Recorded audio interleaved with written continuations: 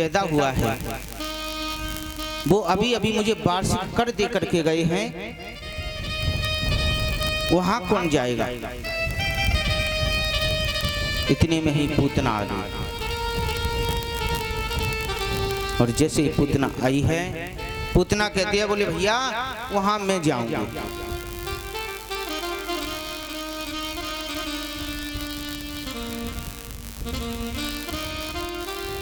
कंस कहता है बोले तुझे घर में घुसने कौन देगा। बोले क्यों। ध्यान दीजिए, ये जो राक्षस होते हैं ना, ये कुछ ज्यादा ही लंबे चौड़े होते हैं।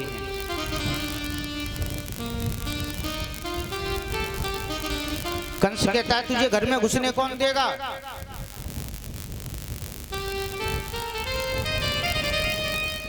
पूतना कहती है बोले क्यों, मुझ में क्या कमी है। कंस कहते हैं जो ये तेरे दांत है ना 4-4 फुट के, इन दांतों को देख करके कोई तुझे घुसने नहीं देगा।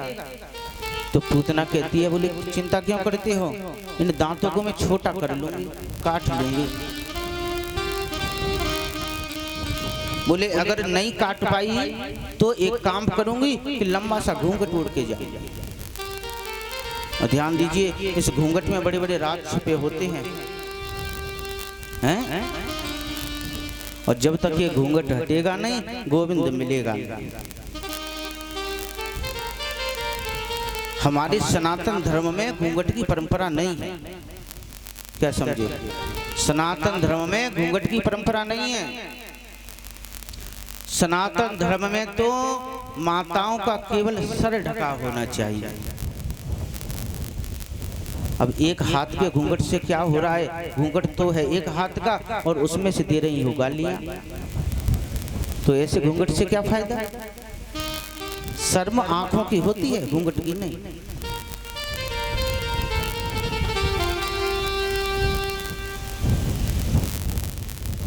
जब भी तो मैं कहता हूं कि घूंघट में बड़े राज छुपे होते हैं, जो बड़ी बड़ी पंडालें लगती हैं कथा के लिए और बड़े बड़े घूंघट कर लिए। अब पता नहीं कब घूंघट में जो है आंखें बंद हो जाएं, हैं 3-4 घंटे की बढ़िया नींद आती है। किसी को क्या पता कथा चल रही है कि क्या हो रहा है।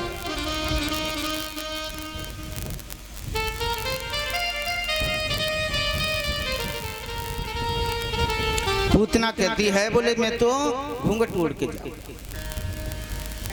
कहते हैं ठीक है जाओ। तो आज पूतना गोकुल में आ रही है।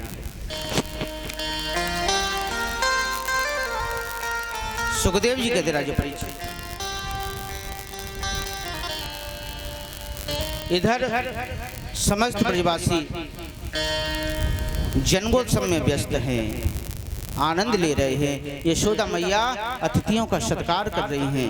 जो कोई भी लाला को आशीर्वाद देने आता है उन सबका स्वागत कर रही हैं। अब जैसे ही पूतना आई और जैसे ही इन ब्रजवासियों ने पूतनाओं को देखा तो एक दूसरे की कान में कह रहे हैं बोले भैया देखिए ये कौन है। बोले इतनी लंबी चौड़ी तो हमने कोई सखी देखी ना है आज तक।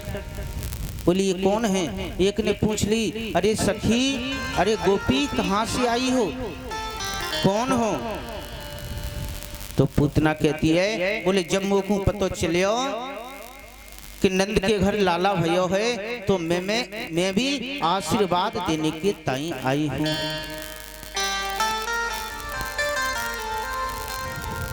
ब्रजवासी कहते बहुत अच्छी बात है। बोले आप सबके आशीर्वाद से ही भयो है। आज पूतना जा रही है और जैसे ही अंदर पहुंची है, अंदर यशोदा मैया गृह कार्यों में लगी हुई हैं। और जैसे यशोदा मैया ने पूछी बोली अरे बहन कौन हो। पूतना कहती है अरे यशोदा तेने वो को ना पहचान पायो का। बोले ना बहन मैंने तो ना पहचान पायो। बोले तू नहीं जाने मैं तेरी मौसी की बुआ की फूफा की लड़की हूँ। यशोदा चक्कर में पड़ गई। बोले भैया होएगी। दूर दूर से आशीर्वाद देने आ रहे हैं मेरे लाला को, तो ये भी होएगी। मैया कहे बोले बहन आप सबके आशीर्वाद से लाला भयो है, तो आप भी आशीर्वाद दियो। बोले आप लाला को आशीर्वाद दियो, जब तक मैं अतिथियों का सत्कार करने जाती हूँ। आज जैसे ही यशोदा बाहर गई और पूतना धीमे धीमे लाला के पलने की तरफ बढ़ती हुई जा रही है। सुखदेव भी वर्णन करते हैं, राजा परीक्षित जैसे ही पूतना ने गोविंद को देखा, 1 मिनट के लिए तो वात्सल्य भाव उमड़ा।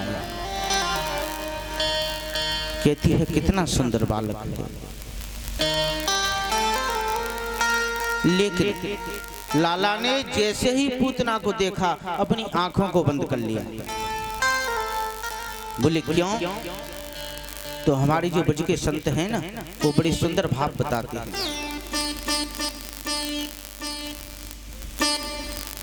बोले लाला ने आंखों को इसलिए बंद कर लिया,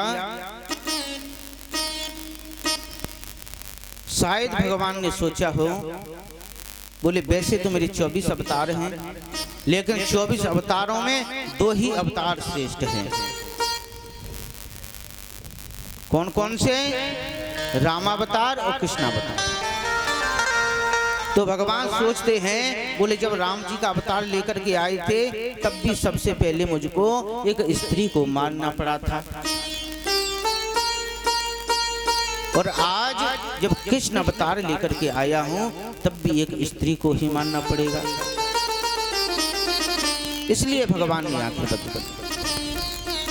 कोई कोई संत इसका दूसरा भाव बताते हैं, कृष्ण ने शायद ये सोचा हो, बोले मेरा तो अवतार हुआ है ब्रज में माखन मिश्री खाने के लिए, लेकिन माखन मिश्री तो अभी मुंह में गया नहीं, और जब तक पूतना मौसी आ गई मुझको जहर पिलाने के लिए। अब जहर पीना तो मेरे बस की बात नहीं। जो जहर पीने के जो स्पेशलिस्ट हैं वो कौन है? भोले बाबा। तो शायद भगवान ने भोले बाबा को याद किया, बोले भोलेनाथ जहर बेर पीना मेरे बस की बात नहीं, आप ऐसा करो कि इस पूतना के जो भाव हैं मुझे मारने के, तो जो जहर है ना, आप उस जहर को पी लो, बाकी जो दूध बचेगा उसको मैं पी लूंगा। तो शायद गोविंद ने आंखें बंद करके भोले बाबा को याद किया।